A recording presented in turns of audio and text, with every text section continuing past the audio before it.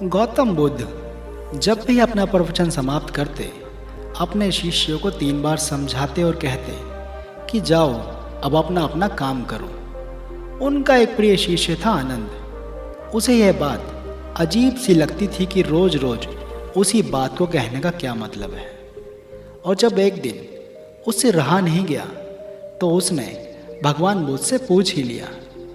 बुद्ध धीरे से मुस्कुराए और बोले, आनंद, तुम्हारा कहना अपनी जगह पर ठीक है कि भिक्षु को रोज रोज क्या समझाना कि जाओ अब अपना अपना काम करो, पर शायद तुमने ध्यान ही नहीं दिया कि धर्म सभा में सिर्फ भिक्षु ही नहीं, आसपास की बस्तियों से बहुत से लोग भी आते हैं। उनमें से बहुत से लोग ऐसे होते हैं जो पहली बार आए होते हैं, तो उनके लिए मैं ये बात 3 बार दोहराता हूँ। पर यह स्पष्टीकरण भी आनंद के पल्ले नहीं पड़ा।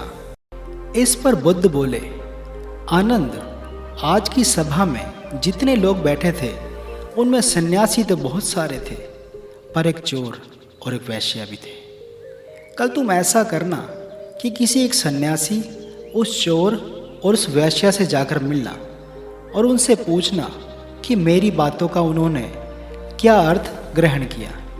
यह सुनकर आनंद और भी ज़्यादा आश्चर्यचकित हो गया कि इतने लोगों की भीड़ में बुद्ध ने चोर और वैश्या को एक नज़र में कैसे पहचाना, और भला मैं कैसे जानूंगा कि वह चोर और वैश्या कहाँ रहते हैं। बुद्ध उसके मन की बात समझ गए। उन्होंने आनंद को चोर और वैश्या के बारे में बताया और जाकर आराम करने को कहा। आनंद ने जैसे तैसे उत्सुकता में वह रात काटी और अगले दिन सुबह सुबह तहकीकात के लिए निकल पड़ा। सबसे पहले वह एक सन्यासी के घर पहुंचा जो बुद्ध की धर्म सभा में नियमित रूप से आता था।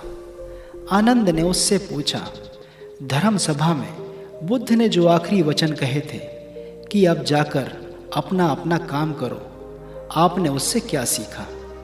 इस पर वह भिक्षु बोला, इसमें सीखने वाली बात क्या है। भिक्षु का नित्य कर्म है शाम को ध्यान, अल्प भोजन और विश्राम।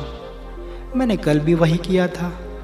आनंद को पता था कि भिक्षु से उसे यही उत्तर प्राप्त होगा, अतः वह मुस्कुराया और चोर के घर की ओर चल पड़ा।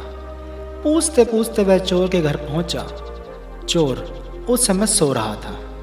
उसे उसके घर वालों ने जगाया और बताया कि भिक्षु आनंद उससे मिलने आए हैं। यह सुनकर चोर चौंक उठा और हाथ जोड़कर आनंद के सामने हाजिर हो गया। आनंद ने अपना सवाल दोहरा दिया कि धर्म सभा में बुद्ध ने जो आखिरी वचन कहे थे कि अब जाकर अपना अपना काम करो, आपने उससे क्या सीखा। चोर विनम्र शब्दों में बोला कि भिक्षु, बुद्ध तो अंतर्यामी हैं, इसलिए आपसे क्या छिपाना। मैं कल रात पहली बार उनकी धर्म सभा में गया था और उनके प्रवचन सुने। मेरा तो जीवन ही सफल हो गया।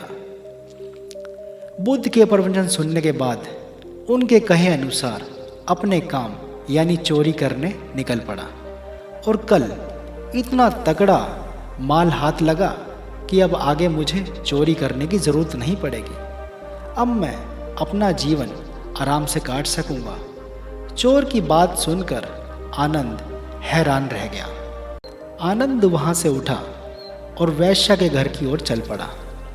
वैश्या आनंद को देखते ही पहचान गई। उसने आनंद को प्रेम पूर्वक घर के भीतर बुलाया और उसके लिए जलपान लेकर आई। जलपान ग्रहण करने के बाद आनंद ने वैश्या के सामने अपना सवाल दोहरा दिया।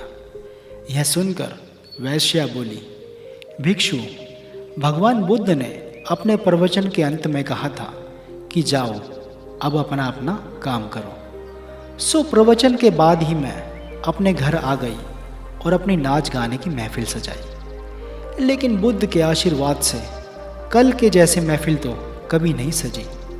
कल मेरी महफिल में कई बड़े बड़े राजे महाराजे पधारे।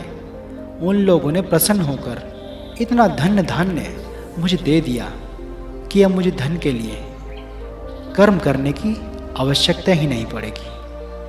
आनंद के आश्चर्य की सीमा न रही। वह वहाँ से वापस महात्मा बुद्ध के पास गया। उसने बुद्ध को जाकर प्रणाम किया और उन्हें सारी बात कह सुनाई। बुद्ध बोले, आनंद, इस संसार में जितने भी व्यक्ति हैं सबके मस्तिष्क अलग अलग हैं। वे सभी लोग अपनी बुद्धि और क्षमता के अनुसार ही हर बात का मतलब निकालते हैं। इसलिए मैं अपनी इस बात को 3 बार कहता हूँ कि जाओ अब अपना अपना काम करो। इसके पीछे मेरी सोच यही है कि किसी के समझने में कहीं कोई कमी न रह जाए। लेकिन इसके बाद भी लोग इस बात का मतलब अपने अपने हिसाब से समझते हैं और इसका कोई उपाय भी नहीं है। इसलिए सृष्टि ऐसी ही है। हम इसे बदलने के लिए लोगों को प्रेरित तो कर सकते हैं, पर हमारी बातों का कितना असर उन पर होगा यह कोई नहीं जानता। इसलिए मैं सभी के साथ एक समान व्यवहार करता हूँ और सभी को एक समान ही अपना अपना कार्य करते रहने के लिए प्रेरित करता हूँ। दोस्तों, मैं उम्मीद करता हूँ कि महात्मा गौतम बुद्ध की कहानी आपको पसंद आई होगी। और हाँ, इसे अपने फ्रेंड्स के साथ शेयर करना मत भूलिए, जिससे वे भी गौतम बुद्ध की कहानियों का आनंद ले सकें और इससे प्रेरणा हासिल कर सकें। धन्यवाद।